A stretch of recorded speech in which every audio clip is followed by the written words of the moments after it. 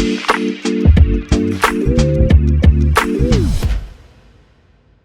right, we're back. Chase Thomas Podcast, taping this late on a Thursday evening, early if you're on the West Coast, where my guest, James Ham there's the Kings, but you're running out of places. You got the Kings Herald, you got Sacktown Royalty. Like, there's only so many Kings names that the Kings writers and bloggers and podcasters can come up with. We're nearing the end. The Hawks went through this with Peachtree Hoops, Hawks Hoops, like all this. You run out. No more blogs. The names are gone. But he is an OG in NBA Twitter and NBA podcasting that I have known for a very long time now, and one of my favorite beat guys, just people to talk basketball with in general. James Ham is here. James, good evening, sir. How are you? I'm good, man. Good evening. It's only 3:00 here. Like it's all it's bright dark. and sunny I'm looking outside. it's dark right now. I'm looking out my back window. It's all bright and sunny. I'm looking out the window. I can see the lake. It's nice and sunny outside. Yeah, it's been cold out here. I don't know about you, but I think something's wrong with the world because we keep having. Like, this has been an abnormally cold winter.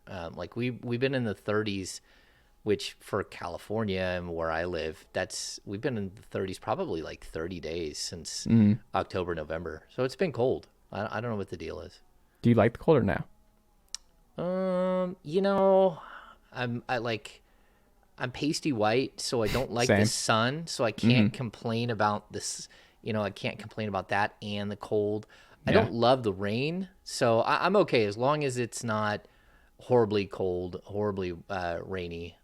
Like the coldest I've ever been was New York at All-Star Weekend, maybe 8 years ago, 7 years ago, where it was like -9, and you couldn't like make it down a city street without like ducking into a coffee shop because it was so cold. But yeah, I'm good. How about that? I'll be quick. No, it's good. We're catching up, man. Yeah. Do you have signed baseballs behind you? What are those? Are those all signed? What is that? No, they are. These are all signed. So okay. Ferguson Jenkins, Don Mattingly. I'm not sure on this. I've got Rod Carew, which is my latest edition. Okay. I've got Yogi Berra, Duke Snyder, and Brooks Robinson. And then I have more on this side: Reggie Jackson, Eric Chavez, Ricky Henderson, Ken Griffey Jr., Will Clark, a Willie Mays ball up there. I have a sports bar like in my house. Yeah. I remember the last time we were talking about you build out, like you have a real actual sports bar. You have actual. Do you do home brewing? Do I remember that correctly or no? I don't homebrew, but okay. I do have a double kegerator here. That's what it was. It was a kegerator. Okay. Yeah, and I built my entire bar. I did like a colored copper covered with epoxy with a cherry bar rail. Yeah. Did you build it yourself? Oh yeah. That's what I thought. Okay. Yeah, we've added to our house here. We've added 1,700 square feet. I did a lot of it. So, wow. Yeah, I grew up. I was gonna say you had a construction background, right? Yeah, my dad was a construction worker my whole life, so I was an apprentice when I was young, but I didn't stick with it because everything weighed more than me, and I'm like, no, this is dumb. I don't want to carry that from one end to the mall to the other, and like that's too heavy. And so I'm like, yeah, this isn't for me. Well, that's a natural origin story for all sports writers. We all we start off in construction and then we make the jump over to NBA basketball. That's the natural transition. It is. That makes sense. I like to work with my hands. I like to build stuff and do crazy things here at the house. But my sports bar is unique. It's pretty cool, and it's a good sized room. It's like 17 by 17 with a full bar, and I've got like me and my son watch a lot of football and a lot of EPL. So yeah. Are they into construction at all? Have you gotten them in? Have you shown them how to do it, or are you just like, this is kind of my thing, and I'm not going to try and get you into this? No, it's funny. Like anytime I do work with the boys, like I have to force them. It's always like, oh man, we don't want to do it. So as I've gotten older, I've slowed down. I haven't done as many projects. When I need help with something, I drag them out and make them help me. But overall, it's sort of me and my dad's thing. But my dad is getting old and can't do a lot of the stuff anymore. So it's I do like working with my hands on building things.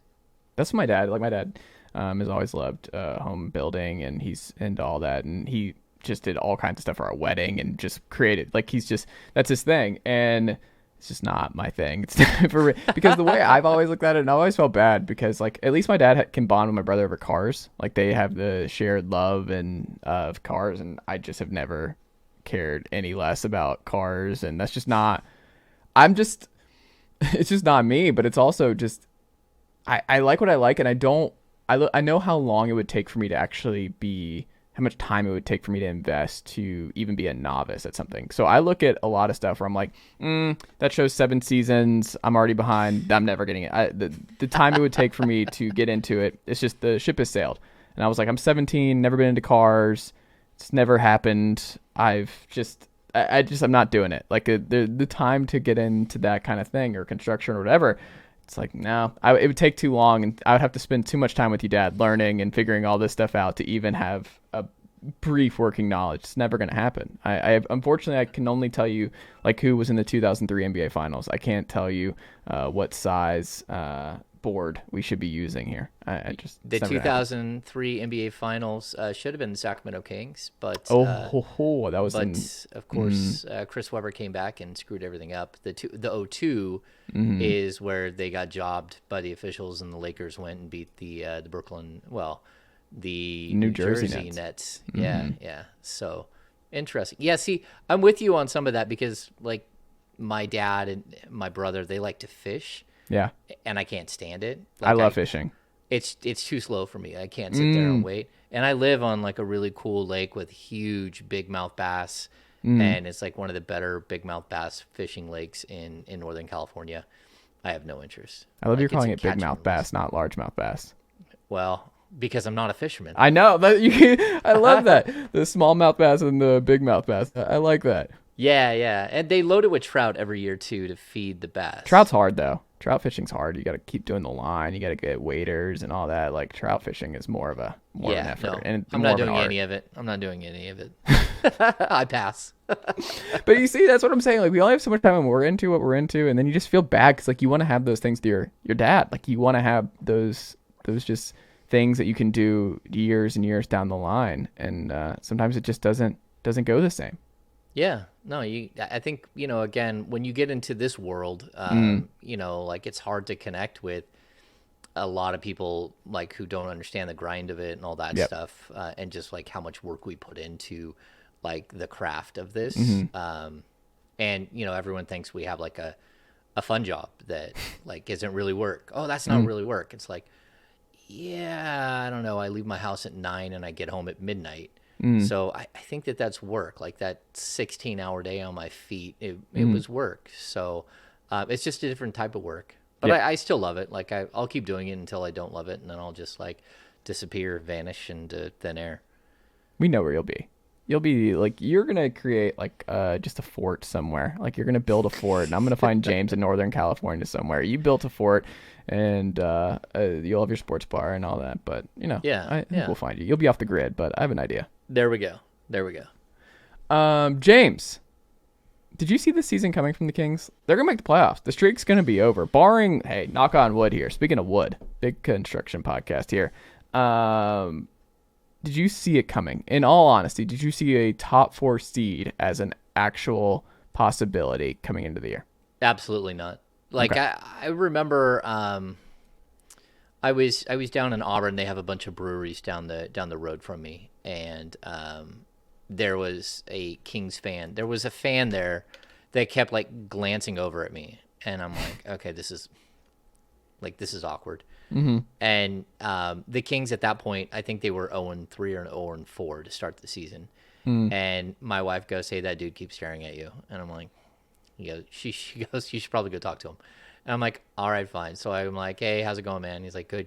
And of course he knows who I am, and like we start talking, and he was panicked, and I'm like, oh no, don't panic now. This team is much better than 0-4. They're much better than what we're seeing right now. I guarantee that. I said, but I don't know how good they are. Like in all honesty, they've got a shot this year to snap the streak, or at least to make the play-in. That's where I was kind of at. I was, I kept like even on my pod, I kept saying like, I see that like 10 through 6. That's like 6 is everything goes perfect. Everything goes well. 10 is they're scraping and scrambling and fighting and clawing, and they're, they understand what they're up against. And right now I'd still say my guess at 6, it's probably more realistic than 3 where they're sitting right now. But at the same time, like, this is an unexpected, really fun and really exciting season of Kings basketball that I've never got to cover. I mean, this is my 13th season covering the team. I came into the year, someone did the math, like 240 games under 500 as a beat writer. So my best season was 39, coming into this year's 39 wins, a Dave Yeager year. My second best season is 33 years, which is a George Karl year. And right now they're at 32. So I'm 1 win away from tying the second best season of my career. And so, like, to put that, the people who are out there who aren't doing math, if you say 33 wins, right? That's 49 losing game recaps. And that was my second best season, 49. I mean, I've had to write, like, I've had years where we're literally looking at like 70 or 65 losing game recaps. Like, oh, maybe not that many. Like 65, 55, 60 losing game recaps. Yeah, it's not fun. What's been your favorite King story you've written this year? I think for me personally, I just got done writing a story about sort of the full circle of De'Aaron Fox. And not only that, but like this weird thing where we have fourth quarter Fox, right? And it's become like this really fun thing that you see him just take over. So Saturday night against Dallas, the second night of a back-to-back against Dallas. I think the first night he had 31. The second night he scored 36, but he had 26 in the fourth quarter and overtime session. And just the way that his teammates have like given in to that's who their team is, that, even Keegan Murray talked about, like, this is the, like, well, we all understand, like, if you're going to get your points, you got to get them quarters 1 through 3 because we put our faith in Fox to take us home. And, like, sort of this weird mindset that this team has, that they're accepting of the fact that De'Aaron Fox will, maybe score 8 points, maybe score 10, maybe on a good night, maybe he has 15, 16 at halftime or in the third quarter. But come fourth quarter, it's all in his hands, and they're ready to roll and ready to shoot, like surround him with shooters. And I don't even feel like it's him being like a ball hog. He just has an ability to get wherever he wants on the floor, and very rarely does he take a bad shot. Like, he doesn't hit every shot, but very rarely is it a bad shot. And yeah, I think that's kind of been one of my favorite stories of the year. We've got the Monty McNair thing where Monty and Wes got their extensions. I thought that was great. Like having Sabonis and not only that, but like Arvydas Sabonis in the building all the way through like the month of December was really, really cool and interesting to like be around. And that's like one of the biggest men you'll ever run into in your entire life. Like, he makes his own son look like a normal sized human being. A lot bigger than Vlade? Yeah. So Vlade is really tall. Arvydas is really tall, but also like, it's like an orange on a toothpick up there. Like, more like an Arnold kind of guy. He's got a gigantic melon and huge broad shoulders. I think that's the thing that was so surprising, just how wide and like just a gigantic human being. Like, covering the league as long as I have, like, one of the bigger people I ever covered was Aaron Gray. And that's kind of where I would put Arvydas. It's just like these tremendously huge human beings that you don't see. I've interviewed Taco Fall. Sim Bular was here for a season. Both guys that were well over 7 foot tall. But like Arvydas just is. Who was the other guy though? Was he Indian? Sim Bular? Oh, I guess it was just Sim. Okay, maybe that was. Yeah, Sim. Yeah. So he was here. Okay. Super nice kid. I think he's still tearing it up in China. I don't know if he has, like, he doesn't have like an abdominal muscle, like at all. Like, he's like a dude who has no core strength at all. He's just like this gigantic human being that runs up and down the court very slowly. So where like Taco Fall is like one of the biggest humans you're ever, like, on the planet. You're just like, you run into Taco Fall and it's like, holy cow, that's a big dude. So anyway. It is interesting too. Like I don't do anymore, but like when I would go to the Hawks practices and stuff, and you stand next to some of them, like guys you just associate as small on TV, and you're like, oh, this dude's gigantic. Like there's the NBA guys are just a different size in general. Like they're just so long and so big naturally that you're like, man, they're just not very big when you're watching. You're like, I'm sitting next to them. You're like, this is. I don't like it. Like I don't like how I graduated. I walked with next to a Tennessee tight end in December, and I joked with him when we were walking. I was like, Jacob, I need you to step back or step forward or something because like I'm 5'11" and you're really killing me here. Like I look 5'2" next to you right now, so I need you to pick a lane. And he was cracking up, but I was like, this is certain like athletes in football or basketball, they're just so much bigger naturally, and you're like, it's insane when you're standing next to them. You're like, this is. I never had a chance at being a professional. Why did I think that up until I was 6? Like, can you imagine? Like, all these adults had to be nice. Like, oh yeah, you could do it, and it's like, no. And then, like, if you've ever covered baseball, you walk into a baseball locker room, and it's like, okay, this is ridiculous. Like, every single one of those dudes is yoked. Like, Yes. yoked. Like, NBA players, I'm used to, like, big, tall string being guys who are in good shape. You walk into a Major League Baseball, like, clubhouse, and, like, every single one of them, like, their forearms are as big as your calves, at least. You know, like, they're gigantic human, like, just ripped. So even if you think, like, oh, well, maybe I could have at least been a baseball player because Like, you don't no. have to be super tall. No. Like, all of them are, like, a foot thick and, like, just, like, crazy, like, workout guys. Absolutely.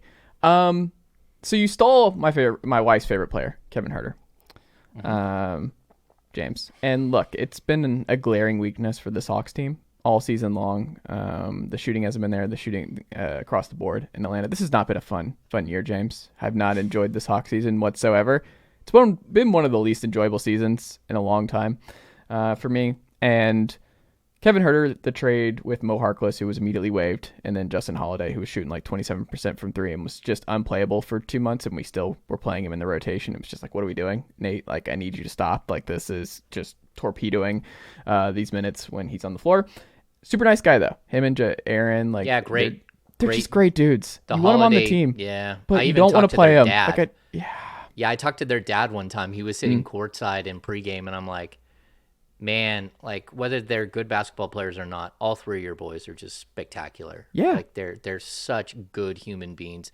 I told him you guys did a really, really good job of, like, raising good men. And like, they all made it to the league, so they're good enough. Yep. But I'm with you. Like, we had to watch him last season in Sacramento after the trade, and it's like, hey, why is he playing over Dante DiVincenzo? Why aren't you even trying it? Why aren't you even trying to put Dante out there? And that just became a big mess. But yeah, that Hawk season is a mess, and yeah, we stole Kevin Huerter, which everyone says is like my son.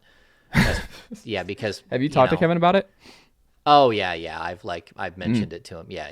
Is He's he a still good going dude. by Kayvon when he's playing well, or no? Or is that just a JC thing? Is he still at Kayvon when he's playing well? Not really. You know, to be honest, it's been a little while. It's been a little while since he played really well. He's finding ways to, like, his shot has been off for a while. So I think the other night he hit 4 threes, but before that it had been a while since he'd really had a good shooting night. He's starting to figure out how to stuff the stat sheet. You know, he's had 5 or 6 assists, or he had one game where he had 8 rebounds, but and then he's figured out that he's got to move off the ball and like get into the get around the rim and score around the rim. But he's a fun guy to cover. He's a good dude, and he's a straight shooter. Like, very by the book, very mature. He's been one of my favorite guys to cover, and like, kind of, we've been around him a lot. He's one of the guys that talk a lot, because Kings, even like this season, it's been a really tight rotation, like an 8-man rotation. So you start running out of people to talk to. Like, it's like, okay, well, we had a game last night, we had a practice the day before, and we got people in shoot around, people in post game, people at practice. Well, that's like 7 dudes. So, like, who are we going to get at practice the next day? And you're looking around, and the media directors are trying to pawn somebody off on you. You're like, no, we're not talking to player X. Like, come on now. So it's a negotiation. But he's a dude who's always willing to talk, and he's been a good player to have around this season for that. how is like he's just the ultimate glue guy, and that's what I was like, just a home run for the Kings because he's just you need, like you said, he needs to be able to move off the ball. But like, if he's not, he's a guy who, if his shot's not falling, he's still finding other ways to contribute. Like he is still a good rebounder for his size. He's for his position too. He's a good passer. He is underrated, I think, defender, team defender especially, and he's just someone every lineup with him is better. Like he's just someone that he's a glue guy, and he's not ever going to ask to be a superstar. He's not someone who's going to want to just bog down the offense. Like he's a great glue guy, and I think he's also like a sneaky great development guy for Keegan Murray because their roles I think are going to be kind of similar, and just on the wing for him to learn under Kevin I think is huge because maybe some people thought like Harrison Barnes, because he's also just a consummate pro, is another great guy to learn under. But I think just those are two extremely unselfish guys, and Keegan already came in pretty unselfish, and I think that really works, especially with two just not ball dominant, but two high usage guys in De'Aaron Fox and Sabonis, who are going to gobble up a lot of shots and a lot of attention, that you kind of have to be okay with being that kind of role guy who flanks them night in, night out. Yeah, I totally agree. And I'll just tell you, the way the Kings locker room is set up, which is like anytime you walk into an NBA locker room, there is a structure to how they build out where players are sitting. So on one end is Harrison Barnes, De'Aaron Fox, Malik Monk is right next to him. On the far other end is Domantas Sabonis, and then Keegan Murray, and then Kevin Huerter. So you have your support systems in place. And I'll say this too, people may not know. I mean, Harrison Barnes is a workout warrior, and he's a guy who really, really preaches body maintenance. And so he's a great guy to have around for young players, especially like Keegan. And Keegan is super quiet. And Kevin is a little bit quiet too, but not quite like Keegan. Like Keegan, we can hardly get to make a facial expression. But it's good to have him there because they have globbed onto each other, and like that's his sort of Kevin is his rookie. And so to me, it's been really good for Keegan. But I think it's good for Kevin. And you have the extremes. You have, Kevin, who is more reserved, but, and then on the other end, you have Malik Monk, who's all over the place. He's a clown, like a prankster and a jokester, and he's super fun. And he's, the Jordan Clarkson of the team. Yeah, he's flashy on the court. He's flashy off the court. Kevin isn't that. And the other thing I've noticed about Kevin, which you guys had him there in Atlanta, so maybe you have noticed this as well.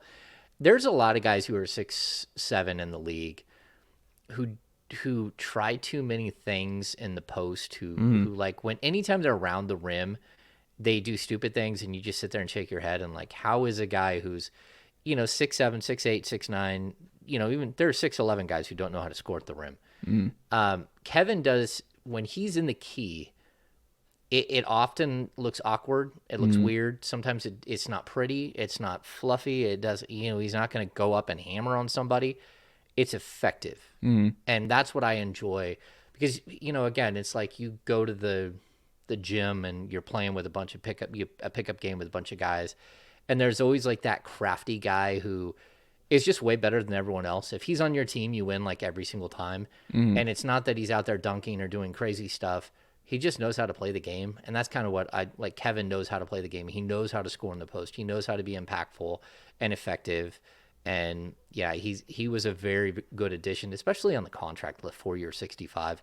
Like, that's really going to look like a bargain, especially 2 years from now when the new television deal hits and the salary cap goes up to like 170 million. It's going to be wild. He's just, I miss him, man. My wife misses him too. That was her dude. And when I had to break the news to her, he's gone. He's also the pivot foot assassin. Like the pivot foot's always set. So when he's at the elbow and he gets the ball inside, like that was something I missed, where he's just falling up. He kind of has the Patrick Mahomes jumper where you think he's about to lose the ball in a turnover, and he would just lean over and then find a way to get under the defender because he's sneaky long. And then it's like, oh, that just turned into a layup or a floater. Like he actually found a way to maneuver because, like you said, it's very clunky looking, but he finds a way to get to where he wants to go because, I mean, he just has to be. He has to be crafty and clunky because he's not faster than these guys. He's not bigger than a lot of the guys he's matched up with. He has to find innovative ways to score and impact the game, and that's what he does, especially at that value. Now that you got a full season though of Fox and Sabonis, what's been fun about it? Why did they work so well together? Okay, so first of all, they're on the court like early in the game. And then like the way that they do their substitution patterns are really strange. So at the 6-minute mark of the first quarter, Fox comes out and then he sits for like 2.5 minutes. And then Sabonis comes out, Fox comes back in. So Davion Mitchell really gets yo-yoed. He goes in for like 2.5 minutes and then he has to go back out and sit. Then he will open the second quarter and Sabonis will have had his rest and then come in. So there's like these large stretches, like the first 6 minutes and the last 6 minutes of a half, you're always going to see them together. The fourth quarter, you probably see them together a lot unless Sabonis is in foul trouble.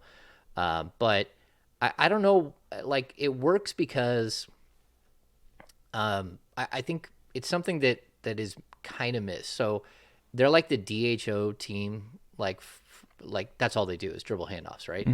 So like when you have a big man setting a screen, there are two different ways. There are two ways you can do that, right? So either you're running a high pick and roll where the big man is coming out and he's setting a screen and he's moving and he's clearing space for somebody. And then there's a DHO where a guy goes out and basically he has the ball. And he's setting the screen and moving and doing all that stuff, but it's his decision to make, right? So not a lot of big men in the league can be the guy who's making the decision every time. And that's where I think Sabonis' genius is. It's in his ability to make the right decision, the right play most of the time from like the high post. And he's orchestrating this offense like crazy. He's got the option to turn and fire. He's got the option to take someone off the dribble. He's got the option to, do a dribble handoff and clear a guy out. He can step out and catch a high screen and then feed a shooter like Kevin Huerter coming to the top of the key. Like there are all these things that happen but it's all based off of the ball being in Sabonis' hands and him making the decision for everyone else. And I think that like Fox can take over a game at any time, but the fact that there are like a good 30 plays a night where Fox doesn't have to be the guy running around. He doesn't have to be the one taking the hit. He doesn't have to be the one who's bringing the ball up the court or even making the decision.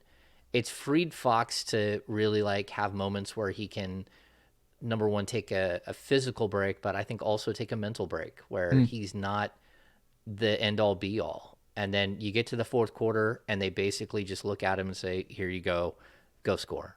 And like, I think there's a couple of other things about them. They're both left-handed, which I think is missed. So they can get in a really interesting pick and roll on the low block, which the Kings haven't even turned to a lot this year. They did it when they first got these two together. But if you try to take away Fox's left hand, he can still go right. And the second you try to take Fox's left hand away or force him to go right, if you force him to go right, well, then Sabonis can pivot right out of the screen with his left hand because he's left-handed and go right to the rim. And so there are these things about them as far as players. And it's funny, you don't even think about the fact that neither one of them are shooting the ball like extraordinarily from 3-point range. Like they both have had moments where they're good from three, but both of them are sort of like, regressing to the mean. So yeah, it's fun to watch. They're both really smart players. They both have, like definitely intriguing skill sets that are very different than your normal pair on a court. But they find a way to work together. And I think the other thing that I'll add is that the duo is really easy to put like 6 or 8 guys around them that like you don't have to search the league. Kevin Huerter just fits in. Malik Monk just fits in. Keegan Murray like seamlessly fits in. Harrison Barnes fits in. Trey Lyles just fits in. So it's really easy. You can see where the Kings need to add pieces. They need more length. They need a shot blocker. They need, some things that they need. But you can also see how easy it is to find the pieces that they need to go around these two because they're a unique tandem that, it isn't all out on the perimeter. It isn't all 3-point shots, Like you have to find very specific players to play with, a Steph and a Clay. Like the fact that you have a Draymond there is great, but like you have to find some very specific players because you can't just do everything on the perimeter. That doesn't work. So yeah, I just think that they're a unique tandem that really makes it simple for a lot of other people to fit around them. What's most impressive about Keegan Murray's rookie season for you? He just, every time he shoots, you feel like he's going to hit it. I mean, he's shooting almost 42%. I also think, like, one of the things that I've really enjoyed about him, he's so humble and he's so quiet, and he's very well, I would say he's not a very interesting personality yet. I think he will come out of his shell in year 2, year 3. But I think the biggest thing is his ability to accept a role, to go out and do what it is that he's asked to do, knowing the whole time that there are moments where you see him do something and you're like, man, if he was in Paolo Banchero's position, I don't think he's averaging 20 a game, but he's averaging 18 or 19. You know, he's that good, and he just accepts a role, and he's okay with that being who he is in year 1. Year 2, year 3, he's going to develop, he's going to be better. And then the other thing is, I think, Mike Brown called him out, like really called him out, like straight up to the media, when he had, I think he had he had 0 rebounds against the Lakers in early January. And it reminded all of us of when George Karl called out Derek Williams years ago.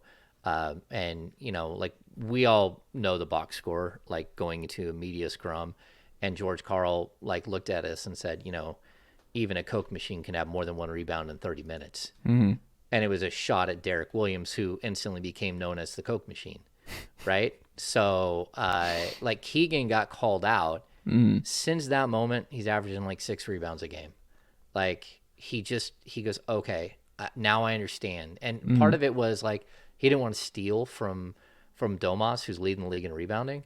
He wanted to be a good teammate. He wanted to be, play his role, but he didn't understand, like, hey man, for this team to win, you have to go board. And I think he's just progressively getting better. Like, he's not a phenomenal athlete. He doesn't have phenomenal length. But man, is he solid, and man, is his jump shot just absolutely gorgeous. That's interesting. The biggest way, or the biggest thing that you've seen on the court, or maybe it's off the court with just culture, that folks who are not covering or watching the Kings night in, night out would miss with Mike Brown being head coach is what? Okay, so this is a good question, because there is something that's hiding in Sacramento that I don't. Okay, so I've covered a lot of head coaches, right? So this is my 9th head coach in 13 years. So, like, I've covered the gambit, right? All kinds of different, and the way that head coaches establish, like, their own, like, assistant coaches culture is always unique and different, right? So, like, my first head coach was Paul Westphal. Like, it's a bunch of good guys that he's known for a long time and that believe in him and he believes in them, like a good family atmosphere. Michael Malone had people that were willing to run through a wall. George Karl had a bunch of guys that, like, they were George Karl disciples, right? Dave Yeager had this group of guys that he played against in the coached against in the minor leagues. Like, he had an assistant coach that he had traded a player in the minor leagues to him for a steak dinner. Like, they went out to dinner and that guy got the tab and took, like, his power forward.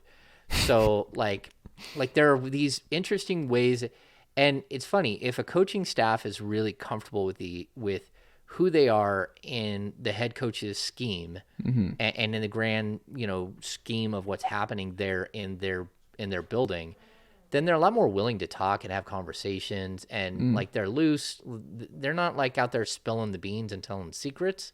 But what they are is they understand that, like, it's okay to talk to the media. And so I bring this up because in Sacramento, we had this weird situation where Luke Walton rolled in to town a couple of years ago, and Luke had been raked over the coals for bringing in too many of his friends when he was with the Lakers. So we tried to do something different and bring in all these different people. He had an offensive coordinator, defensive coordinator. He had all these weird titles and stuff. It was just a mess. Like, they never felt comfortable with each other. He went through, I think, 2 or 3 offensive coordinators in his 2.5 years here. He went through a defensive coordinator every year. Coaches left, coaches came, like, and it almost didn't even matter. There was just awkwardness. No one wanted to talk to you, anything else. Now, the reason I bring all of this up is we get to Mike Brown. Like Jordy Fernandez has 2 little kids. Luke Laux has 3. What is his name? Davidas? I can't remember how to say his last name. He's got 3 kids. All of the coaches have kids. Domas has a little baby. De'Aaron Fox just had a little baby. All of the wives hang out together. They're all at one preschool. Like 13 of the kids at one preschool are assistant coaches' children. And they're all like 4 and under. Monty McNair, 3 kids. Wes Wilcox, his kids are a little bit older, like 10, 11. And he's got twins and one other. But still, like, there's a family vibe that is so different than anything I've felt in Sacramento ever. They're all close. The support staff, which is like for all of us that do this, that are in this industry, the support staff is your significant other that carries so much weight while you're doing so many other things like the late nights and the bad road trips and all that stuff. They're the one who has to take all the kids to soccer and manage everything, right? Well, they have a support staff for their support staff, which is each other, which is, I think it's one of the genius things that Mike, he's created a family there. And everyone feels it. Like, we get to pregame, and there are little kids everywhere in pregame, all over the court. And it's a unique thing that I haven't seen before.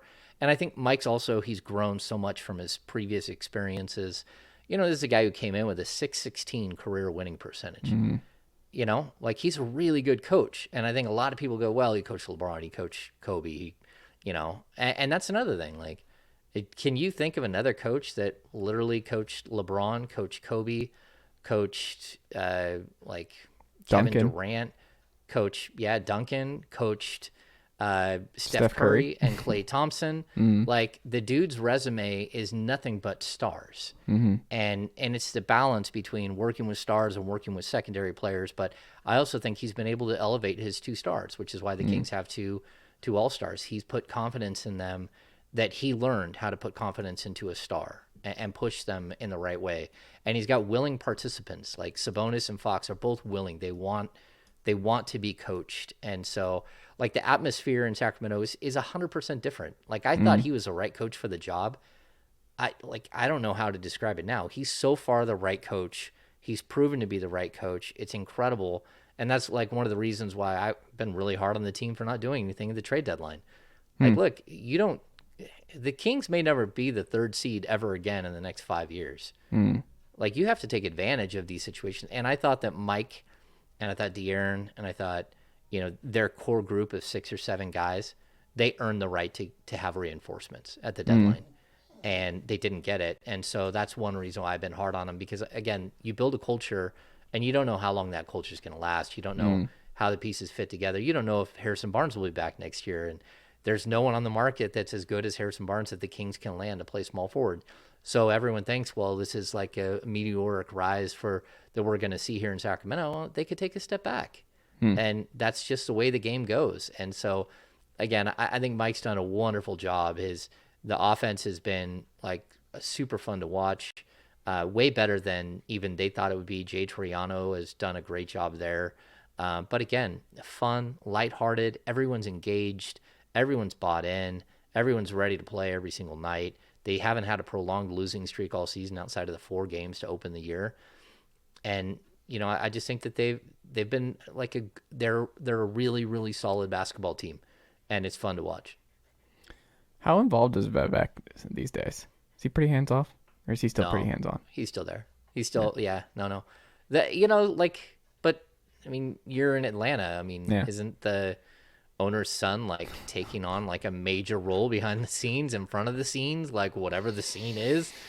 Like, I mean, there's all kinds of craziness going on there. Like, Atlanta rolled in, and, you know, here's their new GM and Landry Fields, and like, here's Grant Liffman, who I worked with at NBC for 5 years, and I know him really well. I'm like, hey, what's up, Grant? Like, it's just weird. Like, I think that every single organization, you look at the Cronkies, you look at the Lakers, like you look at the buses, like are there is a lot of involvement from all of these people. And so I think the biggest thing that Vivek hasn't been able to do is win.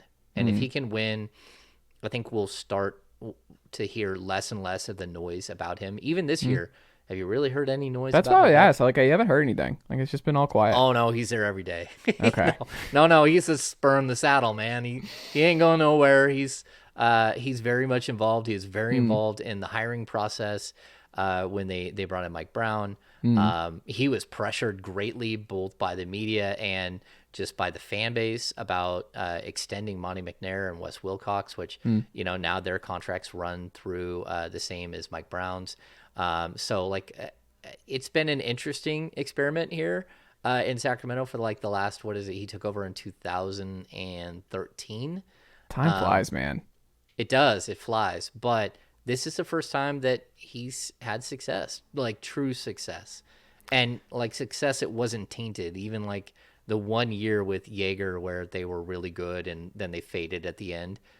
No one thought that was sustainable. And the battles behind the scenes were nuts with Dave Jaeger and Brandon Williams and Vlade and Vivek part of all of it. And so it's good that we're not hearing his name mentioned. Yeah. It's always good when the owner's just not involved. Like, if the owner's not making waves, then that means things are probably pretty good for your organization right now. They're not making waves. Yeah, he's not making waves. He's involved, though. Yeah. I'm kind of happy for him because, we're watching, if you, for some reason, national TV hasn't caught on that the Kings are good and that they're fun. It's a West Coast thing, James. I'm convinced. Like, the West Coast stuff, like UCLA is a real title contender in basketball, but it's just, there's an East Coast bias, 1,000%, because a lot of folks don't stay up for the Kings. There is. And if you sit there and watch a game on TV, you can hear the fans. The fans are crazy. They always have been, but now you've given them a taste of success. And they keep adding seats somewhere to the building, so we keep seeing like the Hawks are moving record. seats. Oh, yeah. No. The Kings keep adding seats, and then they started adding standing room only. And so that building is crazy. It's rocking. You're hearing the light the beam chants 5 minutes left in games. And it's been a really, really fun, like, sort of renaissance for this team where they've kind of found themselves and then their fan base instantly globbed on and came right back. And it's been, it's been exciting. It's been like, there's nothing worse than sitting in an arena with like 6,000 fans. Yeah. That's, as a writer, like, there's no energy. There's no like you feel for the players because you're looking around like, man, this sucks. This isn't fun.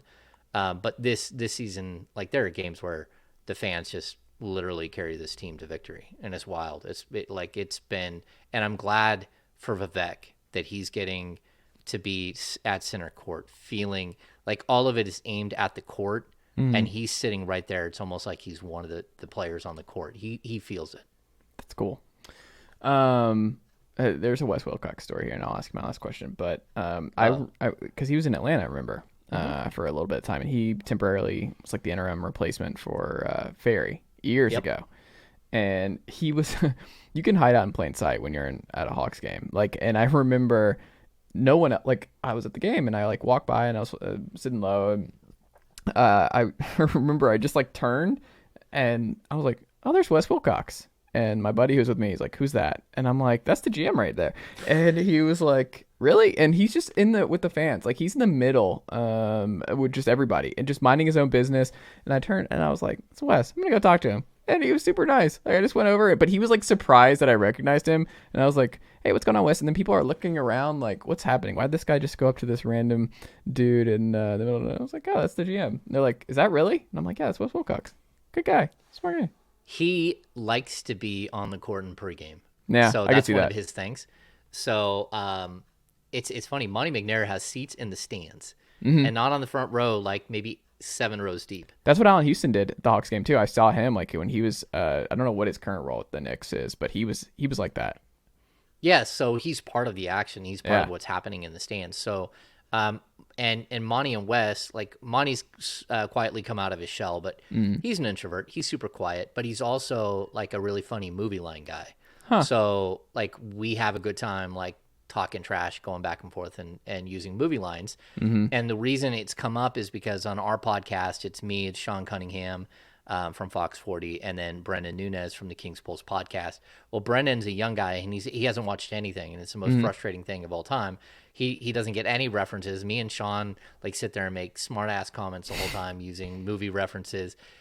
And so Wes Wilcox, his kids listen to our show religiously. He said he'll walk by his kids' rooms and they all have like our podcast playing through like their Alexa, but at different points of the podcast. All three of them will have the podcast going, but at different points of the podcast. so he listens to the podcast, and he also like, he always says, yeah, sorry, I'm like you, Brendan, I'm not a movie guy, and Monty just shakes his head. He's like, he doesn't get anything. And I'm like, I know the feeling. Like, Brendan doesn't understand anything. We can't even, like, make ridiculous references all the time to movies.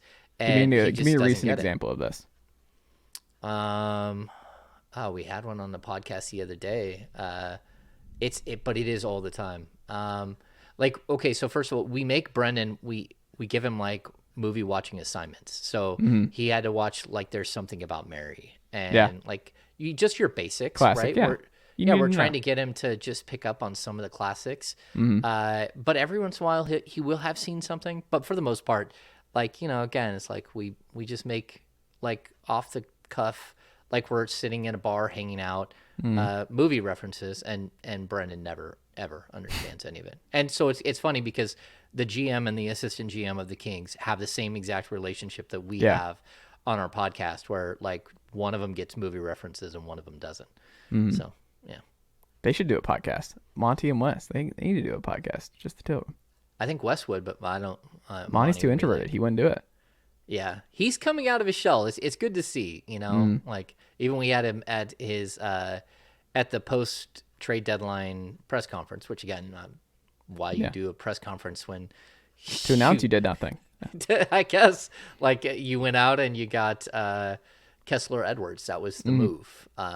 Anyway, like, at that press conference, like, someone had asked him how has he changed, and he said, I think I'm more comfortable with you guys. I'm more comfortable here in front of the cameras and more comfortable having conversations like this. And I agree. Like, I've gone for a walk with him. Like, we went and walked around the Capitol and, like, hung out and, like, just talked basketball and life and just to get to know each other and break down some barriers and stuff. And yeah, I mean, each of these guys are different. He's really bright. They're both really bright. They complement each other well as far as, sort of like an introvert and extrovert, who makes the phone calls and strategizing and who deals with, the analytics team and how they relay that information to the coaching staff. Like, there's all of these barriers that they can break because they have different sort of ways that they think of the game. Yeah, well, I'd like Wes Wilcox back. Send him back to Atlanta. You can tell him I asked for him back. Okay. Let him run. I'll tell him. I'll see him, like, right after the break, because I talked to him on the court in pregame, maybe once every 2 or 3 games. And then we have God, was that 10 Alvin years Gentry. ago I saw him at half court? Was that how long it would have been? Yeah, he's been in Sacramento. This is his 3rd season in Sacramento, and he was before that. He was at NBA TV for, I was like, 2 or 3 gonna say, was he years. Sirius XM? Was he at the NBA show, or was he? I Yeah, remember he NBA did. TV. Yeah. Yeah, I think he did that as well. So yeah, we have Alvin Gentry, who's part of the management staff, and Alvin is like, he'll talk about the OG. He's the dude. Like, he knows everybody. Like, being in conversation with him, a player on the other team gets done with their workout and he goes, hey, I'll be right back. And he just goes over and walks across the court and just pulls a player aside and starts having conversations. Like, I'm just like, is that really just happening? Like, the dude knows everybody. He can get into any room, like, in any setting. He really is a guy that's so well known around the league, and he's fun to have around as well. He's like the guy you want to follow around for a story all day, because you never know who he's going to introduce you to or walk in and all that kind of stuff. Oh yeah, it's fun to spitball with him about, like, the DeMarcus Cousins era, because he had his own era in New Orleans, and, like, there's a lot of stories that he's got that you're just sitting there, like, big-eyed, like, I can't believe this happened.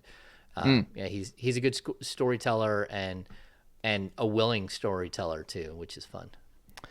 Last thing, best first round matchup based on what you've seen. Who do you think is the best case scenario for the Kings to get out of the first round? Who would you want the most? Who do you think Kings and just the Kings management should really want to get in round one? Who's the best matchup? I don't know. The Kings have played well against Denver. They've played well. I think they've split the season series against Memphis. They haven't looked great against. I think they're 1-1 against Dallas, and I like their win against Dallas. Dallas is limited as far as once you get past the top two, they're pretty limited in their roster. So I think Dallas would be a good matchup, like a 4-5. That would be great for the Kings. I don't want to see the Clippers.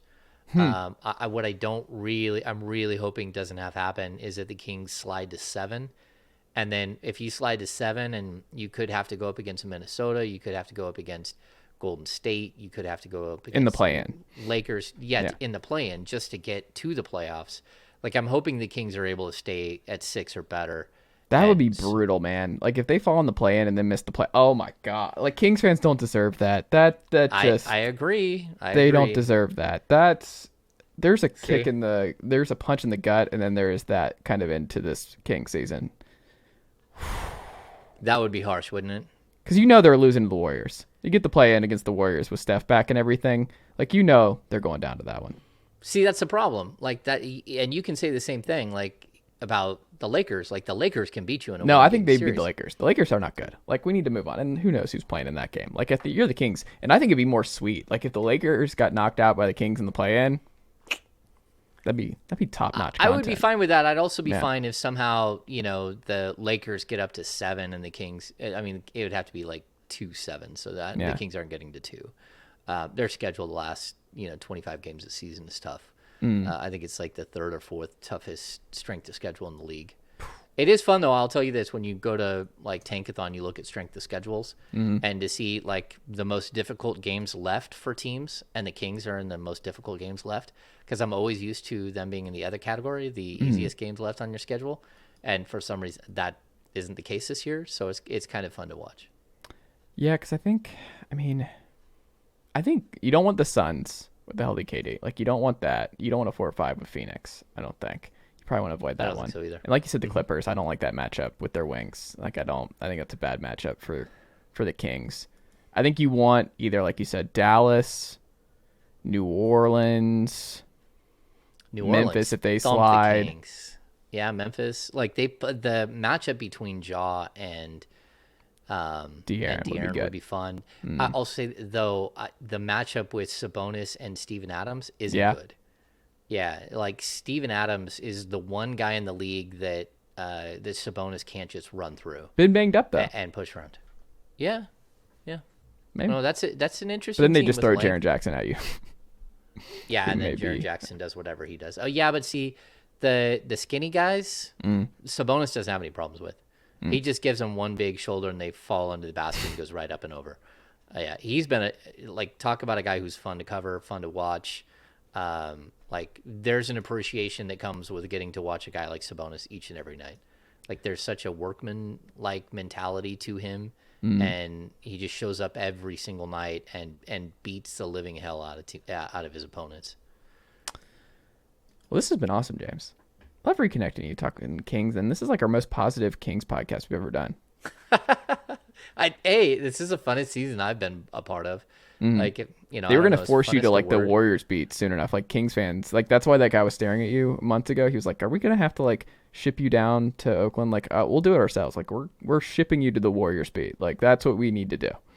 I've like when I was with NBC forever, I had to cover Warriors playoffs all the way through. I mean, I was in Toronto at the NBA Finals. I was in the Warriors locker room when they beat the Cavs, and the Cavs locker room when they beat the Warriors.